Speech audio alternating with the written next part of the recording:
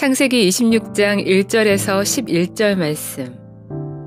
아브라함 때 첫 흉년이 들었더니 그 땅에 또 흉년이 들매 이삭이 그랄로 가서 블레셋 왕 아비멜렉에게 이르렀더니 여호와께서 이삭에게 나타나 이르시되 애굽으로 내려가지 말고 내가 네게 지시하는 땅에 거주하라.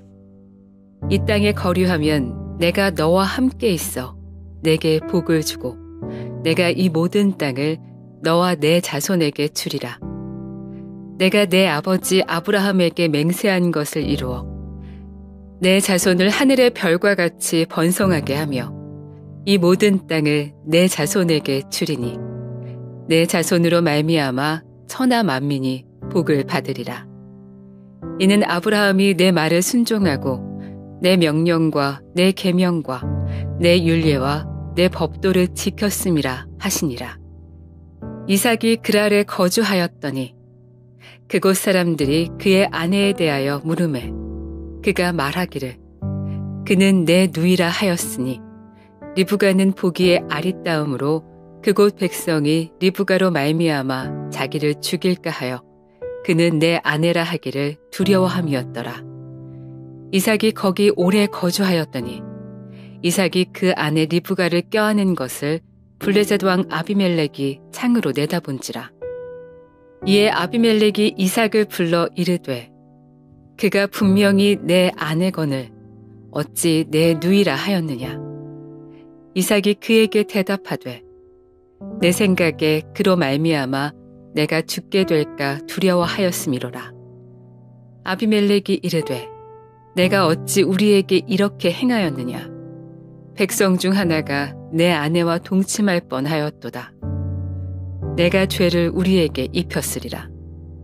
아비멜렉이 이에 모든 백성에게 명하여 이르되 이 사람이나 그의 아내를 범하는 자는 죽이리라 하였더라.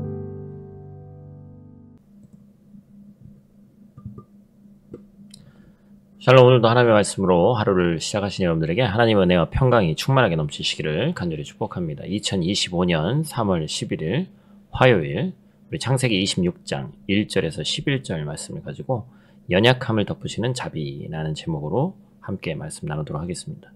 저도 한국에 있을 때 목회자들끼리 가서 한번 타본 기억이 있는데 레일바이크라는 것이 있죠. 대부분 주로 경치가 좋은 곳에 설치가 되어 있습니다. 그래서 막 기차 레일 같은 곳에서 자전거 페달을 굴려서 미니 기차 같은 것을 구동하게 하는 장치가 레일 바이크죠. 이 레일 바이크를 타러 갈 때 가족들이 가면 아버지는 항상 긴장을 늦출 수가 없습니다. 왜냐하면 아버지가 대부분 구르기 때문에 그렇죠. 자신이 페달을 열심히 굴리지 않으면 가족 전체가 앞으로 나갈 수 없다는 것을 잘 알고 있기 때문에 그렇습니다. 이렇게 이 레일 바이크 같은 것은 아버지가 열심히 굴리는 그 힘으로 나아가서 또 자녀들은 자신의 페달을 함께 굴리는 재미가 있는데 사실 뭐 크게 도움이 되지는 않죠. 자녀들은 아버지의 이 고통과 헌신의 결과임을 모른 채 마치 자신들이 힘차게 페달을 밟아서 굴러가는 것처럼 행복해합니다. 사실은 아버지의 힘이 거의 대부분이지만 열차에서 내려서 자녀들은 자신들이 했다라는 그런 성취감을 누리게 되는 것이죠. 우리의 신앙생활이 어쩌면 이 레일바이크 같은 것이 아닌가 한번 생각해 보게 됩니다. 우리의 구원의 여정과 영적 생활과 우리의 삶은 레일바이크처럼 아버지 되신 하나님이 어찌 보면 다 페달링으로 우리를 이끌어 가고 계신 것이죠. 사실 우리가 페달링 한다라는 것은 미미한 것입니다. 어쩌면 우리는 반대로 힘을 주는 불신의 페달링을 할 수도 있고 아예 페달의 효과가 없는 연약하고 잘못된 페달링을 하고 있는지도 모르겠습니다. 그럼에도 불구하고 우리는 나아가죠. 왜냐하면 하나님께서 우리의 연약함보다 강하신 하나님이시기 때문에 그렇습니다. 오늘 본문을 통해서 우리들은 이 이삭의 연약함을 살펴보고 그럼에도 불구하고 그 연약함을 충분히 만회하고도 남는 하나님의 신실하심과 능력과 약속의 말씀을 또 그 확실함을 함께 묵상하고 하나님이 하나님 되심을 더 경험하는 이 아침 되시기를 간절히 축복합니다. 오늘 본 말씀 통해서 우리가 첫 번째로 기억해야 될 것은 하나님의 약속에 대한 확신입니다. 오늘 본문에서 이삭이 연약해서 여러 번의 영적 실수를 거듭하죠. 먼저 거주하고 있던 땅에 흉년이 드니까 블레셋과 아비멜렉이 있는 그랄 땅으로 가죠. 이삭은 계속해서 내려가서 애굽으로 갈 생각이었던 거예요. 그런데 우리 하나님께서는 뭐라고 말씀하십니까? 애굽으로 내려가지 말고 내가 내게 지시하는 땅으로 가라. 어떻게 보면 믿음이 부족해서 약속의 땅을 버리고 자신의 생각으로 괜찮아 보이는 곳으로 가려고 했던 것이었어요. 그런데 하나님께서 이제 참 우리가 그럴 때 하나님이 제재를 가하시면 오히려 참 감사한 일이죠. 그리고 그릇된 선택을 한 이삭에게 꾸중을 하실 법도 한데 도리어 하나님께서 이삭을 축복해 주십니다. 3절과 4절 말씀 우리 한번 또 같이 읽을까요? 이 땅에 거류하면 내가 너와 함께 있어 내게 복을 주고 내가 이 모든 땅을 너와 내 자손에게 주리라. 내가 내 아버지 아브라함에게 맹세한 것을 이루어 내 자손을 하늘의 별과 같이 번성하게 하며 이 모든 땅을 내 자손에게 주리니 내 자손으로 말미암아 천하 만민이 복을 받으리라. 아멘. 복에 관련된 말씀 많이 있죠. 여러분 이 말씀 특별히 밑줄 그어놓고 또 기도합시다. 올 한 해 하나님 이 복의 말씀이 내 말씀 되게 하여 주시옵소서. 여러분들 다 있는 곳에서 꼭 반드시 기도하는 마음으로 이 말씀 받기를 원해요.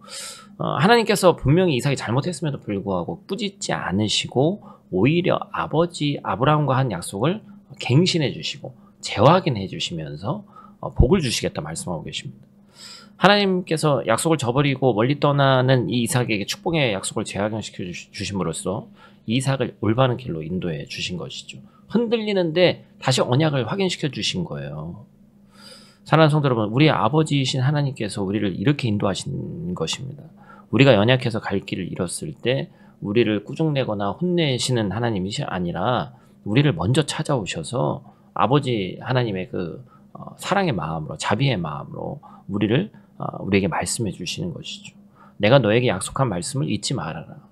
우리는 지금 체코 땅이라는 특수한 땅에 살고 있습니다. 고국을 어찌 보면 떠나와서 살고 있는 것이죠.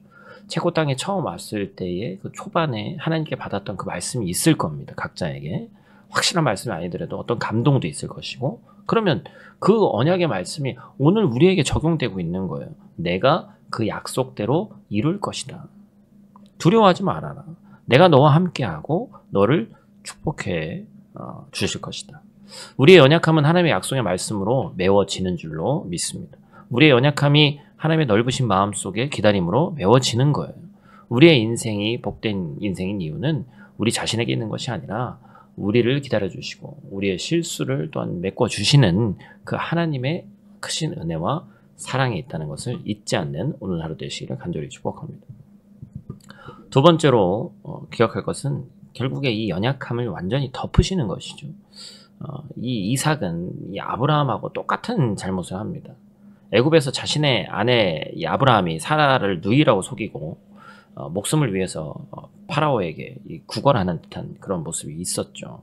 근데 오늘 본문에서 이삭은 아브라함 아버지의 잘못을 똑같이 저지르고 있습니다. 7절 말씀이죠. 우리 한번 같이 읽겠습니다. 그곳 사람들이 그의 아내에 대해서 물으매 그가 말하기를 그는 내 누이라 하였으니 리브가는 보기에 아리따움으로 그곳 백성이 리브가로 말미암아 자기를 죽일까 하여 그는 내 아내라 하기를 두려워함이었더라. 아멘. 아내가 너무 아름다워서 그들이 이방인들이 외국인들이 자기 아내를 취하지 않을까. 그래서 아브라함과 똑같은 잘못을 하는 거예요.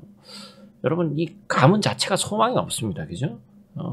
이 집안 자체가 부전자전이라고 이 소망이 없는 집이에요. 계속해서 선대의 실수와 잘못을 반복하는 겁니다. 똑같은 거예요. 우리 인간이. 끊임없이 역사를 통해서 반복되고 무엇은 하면 안 되고 무엇은 해야 되는지를 알면서도 계속해서 실수하고 또 반복하는 것이죠.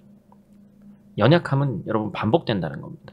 그렇기 때문에 우리가 계속해서 어떤 경험이 쌓아졌다고 해서 또 어떤 정보 수집의 축적이 우리를 완전히 지켜낼 수 없다는 것입니다. 그러나 우리가 소망을 둘 곳이 있다는 것이죠. 바로 하나님의 섭리와 보호인 줄로 믿습니다. 하나님께서 오늘 자신의 아버지 아브라함과 똑같은 잘못을 범하고 있는 이삭을 하나님의 섭리로 보호해 주셨어요. 결국에는 아비멜렉에 발각되지 않습니까? 이런 상황에서 왕이 이방인의 죄를 보면 그 이방인은 죽어야죠. 그런데 오히려 아비멜렉은 이삭을 꾸짖고 오히려 그를 선대합니다. 11절 말씀 같이 있습니다. 아비멜렉이 이에 모든 백성에게 명하여 이르되 이 사람이나 그의 아내를 범하는 자는 죽이리라 하였더라. 아멘. 오히려 이삭과 그의 아내를 지켜주고 있습니다. 이거는 상황 논리로 이해될 수 있는 것이 아니죠. 그냥 하나님의 섭리입니다. 이것이 바로 하나님의 보호다. 안 믿는 사람들은 우연히 어떻게 뭐 다른 요인이 있으니까 뭐 그냥 그랬겠지. 운이 좋았겠지. 그러나 그렇지 않죠. 우리는 이게 하나님의 섭리라는 걸 알 수 있습니다. 우리들 또한 오늘도 실수를 하고 또 계속해서 내 자신을 그것을 또 커버하려고 아등바등 살고 있습니다. 그러나 실수가 우리를 무너지게 하지 않습니다. 완벽함을 보고 주변 사람이 나를 선대하는 것이 아니에요. 하나님의 은혜와 자비와 섭리가 그 보호가 나를 선대하게, 주변 사람들이 나를 선대하게 만드는 것입니다. 우리의 인간관계, 우리의 직장생활, 학교생활의 모든 것들, 사업의 모든 그런 관계들이 하나님께 달려있다는 거예요. 우리가 이것을 안다면 오늘 완벽주의에 갇혀서 두려움에 떨지 않아도 됩니다. 그렇기 때문에 내 자신의 업적을 기리면서 교만에 빠지지 않게 되는 것이죠. 어디에 소망을 두고 살아야 되는지를 분명히 알게 된다. 말씀을 맺겠습니다. 이삭은 연약해서 실수했지만 하나님께서 강하셔서 자비로 그 실수를 덮어주셨습니다. 그리고 축복하십니다. 오늘 우리의 연약함 속에 실수가 보인다면 그 절망을 안고 소망이 되시는 하나님께 나아가서 축복받기를 주님의 이름으로 축복합니다.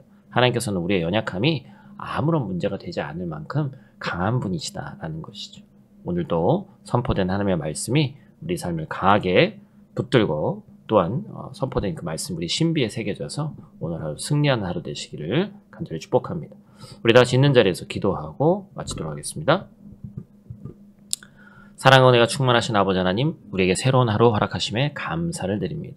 이 시간 우리가 고백할 것은 우리는 너무나도 연약한 존재라는 것입니다.